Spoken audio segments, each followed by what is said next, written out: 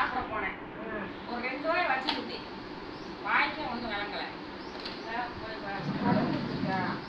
நடுவுலாம் பிடிக்கல, ஒன்றும் விளங்கலை. அதான் இப்போ அதுமாரி வேற குழம்பு ஏதாவது பார்த்து தான் சாப்பிடணும். குழம்பு ஊசலாம் இல்லை, நைட் தான் வச்சேன். சுட வச்சியா? சுட வச்சேன். அது ஒன்றும் வாய்க்கு நல்லா இல்லை. அதெல்லாம் கொண்டு அப்படியே வச்சாச்சு. இப்போ இந்த மாதிரி தான் சாப்பிடணும். நீ வரட்டும் தான் எதுவும்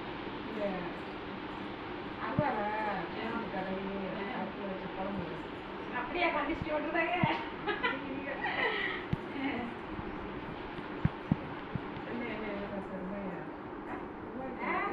எந்த வந்தன்னைக்கு ஒன்றும் வகையில் இல்லை.